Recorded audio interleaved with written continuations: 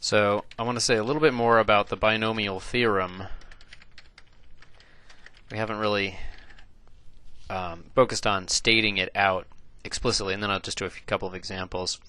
So the binomial theorem says that if I take the sum of two quantities, and they can be anything, they don't have to just be single letters, but of course we just notate them as single letters, to the nth power, then that's going to be a sum, and I'm going to write it out both ways, with the dot dot dots and then with the summation notation.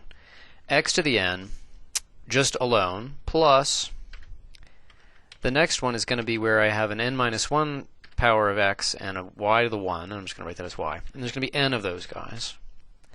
And then plus, well, we're going to need to know the coefficients of all the other ones. What's going to be in front of x to the n minus 2, y to the 2? What we've seen is it's whatever is in that second diagonal column of Pascal's triangle. And we know that there's this notation for that, which is n choose 2. So it's not obvious that you read it that way, but that's how you read it. N choose 2. And then n choose 3, and that's n minus 3, y to 3, plus a lot of other stuff, continuing that pattern, until you get to, let's say, n choose n minus 1. That's where we get to where the x powers have run down to 1, and it's y that's now up to n minus 1. And then one more, n choose n, x to the 0, so that dies, and y to the n. Now, I must admit that writing these last two in, is a little silly, because here I knew that it starts with 1. There's only one way to get x to the n here, and you just have to multiply all of them together. And there's only one way to get y to the n, so that turns out to be a 1 as well. Similarly, it's all symmetric. There's n ways to choose one of the factors to be y, and all the rest of them to be n minus 1, and so this is going to be symmetrical as well. Okay. So what's the summation form of that? That's summation k equals, and now it really is important to start with 0 here. And so this is one of the cases where we really do start the sum at 0. And it's going to be the coefficient, which is this choose guy. I'll just pick up a copy here. That's going to be n choose k, x to the n minus k, y to the k. It summarizes this pattern that as k increases, the x powers go down one by one, and simultaneously the y powers go up. They always sum to be n. That's the power you started with. And then the coefficient is n choose k. Well, this does have some content, but it doesn't have quite as much content as you'd want so far. It does encapsulate the fact that it's a sum of certain powers of x and y only. But unless we actually have more knowledge about this n choose k, it really doesn't say that much. But that's what we got today, where we discovered that there's a way to calculate n choose k in terms of a choice problem. That's why it's called n choose k. And so and there's a summary of that where n choose k can be, if you insist, can be thought of as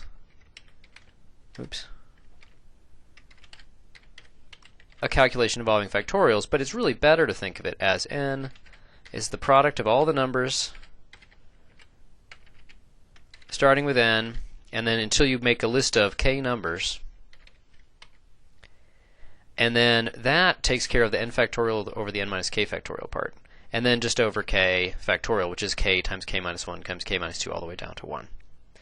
And remember that 0 factorial is 1. That's an important convention. And similarly, the places that comes up is like n choose n. That's the way to choose n things out of n. Well, there's only one way, just to put everybody in the group.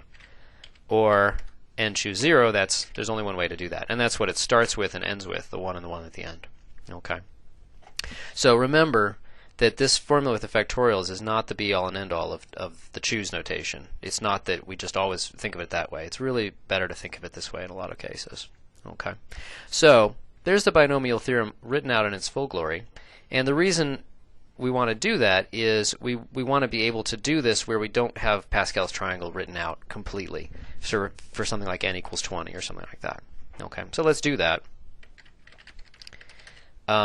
The coefficient, suppose we want the coefficient of, I keep mentioning this example, of x to the 11th, y to the 9th in x plus y, plus to the 20th. Now, it might seem a little artificial. Why don't we want all the coefficients? Well, sometimes we really actually just know that we want to single out one particular coefficient. And that's just going to be exactly, that's going to be just 20, choose, and let's see, what does it match? Well, it doesn't really matter too much. The way I've written it here, the k and the k, the y power matches. Now, if I wasn't sure about that and I said, oh, maybe it matches the 11, you know what? It doesn't matter, because with the symmetry of this whole thing, the symmetry of Pascal's triangle, 9 and 11 are going to have the same thing. That's just flipped across the middle of the triangle. Okay, so that's something we want to be able to calculate. Now, this one, anything towards the middle of the triangle is pretty tough to calculate if you're at a pretty low row. If you're going fairly far down the triangle, it's pretty tough to calculate explicitly by hand. And so we'll just go ahead and let the computer do that if it wants to. There we go. Chug, chug, chug. It's 167,960 about, and it doesn't even give us the precise answer because it's so big. Okay, so that's one application of this. Well, what about another example? What about the coefficient of x cubed y to the 12th in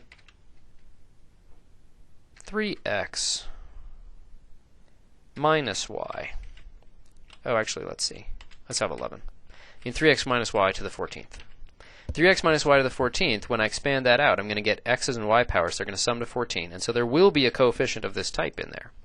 Okay. So what is that going to be? Well, we know that, let me pick this up.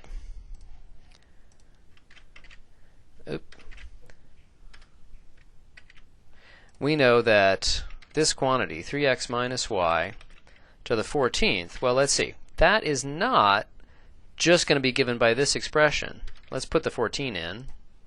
But it's not just going to be given by this expression, because what we're taking the powers of is not x, but 3x. Well, all we have to do is put a little parentheses and say that's 3x. And then one crucial thing is that's not a plus, that's a minus. But that's the same thing as plus the quantity minus y. And so we can put parentheses here and put a minus y there. Okay. So it's going to be a bunch of stuff plus, and now I just need to figure out how the powers are going to match. Well, y is going to be 11, so I want to set k to be 11. Let me just pick this up again. 14 choose 11. The k is now 11, so I'm going to get an 11th power of minus y. And then the leftover power is 3. And so indeed, when all the numbers are clarified, that's going to give us x to the x cubed y to the 11th, and plus other stuff that we have been told we don't need to care about. Okay. So now we just need to get 14 choose 11. Now that's not actually that hard, because 14 choose 11, that's the same thing as 14 choose 3. I can always take the 11 and subtract it from 14. Choosing 11 things out of 14 things is the same thing as, okay, I'm just going to choose the 3 people who are left behind, the 3 people who don't get to go out and frolic in the cold weather. And so I can calculate that pretty easily. Now the 3 is going to get cubed, the x is going to get cubed, and I'm going to get a minus sign to the 11th power, and that's why I changed it a few minutes ago, because I wanted to make sure we saw that that can be minus. That's going to end up being negative. Okay. And so this term is going to be, okay, so now I can do that by hand. 14 times 13 times 12 over 3 times 2 times 1. 3 numbers, that's how many numbers to multiply, starting at 14 and going down, and on the bottom it's just starting at 3 going down. And then all times 3 cubed times 27. Oh, and I forgot the y to the 11th. I wonder if you noticed that, huh? Y to the 11th. Okay, plus dot dot dot, but that's not what we care about. Okay, and then we could just have to cancel it down a little bit. And so it still ends up being a pretty big number. The 12 and the 6 down here will cancel down to a 2. So it's the kind of thing where you probably still want a calculator, but you wouldn't need any kind of sophisticated calculator to do this. Just like a 4-function calculator would totally do this. So it turns out to be minus 9828 x cubed y to the 11th. Okay. So that's an example of using this where things get a little more interesting. We're not just doing x plus y. We have to combine the choose term, the binomial coefficient, with some powers of coefficients that came in from the expression that we were starting with, the 3 and the minus 1. One more example. Let's say, what if the powers get weird? What if we have like x squared minus 1 over y? Or actually, no, minus 1 over x, that's pretty cool. Minus 1 over x to the, say, 30th power. And I'd just like to get the first 3 terms of that. Okay, well, that's going to be just x squared to the 30th. I'm going to basically use the dot dot dot form. Since it's just the first few terms, I don't really need. Let's take it down. I don't really need the full power of summation notation here. So let's actually just use this, but substitute in. That's going to be an x squared. Everywhere we saw an x, that's really going to be an x squared, and then the y is going to be a 1 over x. So we're just substituting in for what we really are. Oh, and a minus 1 over x. Haha, I almost forgot that. And then that's an x squared, and then the y is really a minus 1 over x. And we know what the n is. That's 30. And so that's going to be 29. And that's going to be 28 right there. Okay. So that's going to be, I can simplify that. That's going to be x to the 60th. Whoops. Plus, oh, forgot the n there. N is 30. And then n choose 2, we can just go ahead and substitute that in. That's 30 times 29 over 2. Okay, so now we're going to get minus 30. Now that's going to be x to the 58, but then minus 1. So it's actually going to be x to the 57th. And then plus, now the minus is going to square away. Oh yeah, let me put the plus dot dot dot, to be honest here. We only care, I only asked you to look at the first 3 terms. If those other terms are there. Okay, so the minus is going to square away. X to the 56 minus 2, because the 2 of those are going to cancel. And we're going to get x to the 54. And I still need to get the coefficient. Well, let's see. 30 times 30 is 900. So 870, so 435. Ugh, this was terrible. 435. And just because sometimes I can't do arithmetic when I'm at the computer. Yay, it worked. Okay. So that's going to be the first 3 terms of that guy. So when these powers, when it's the same variable, x and x, but with different powers, you get some funky stuff. You get some unexpected coefficients and even unexpected powers of these numbers. These guys are going down by 3 each time, not by 1, because you're getting less and less powers of the square and more powers of x to the minus 1. All right, that's a good place to stop.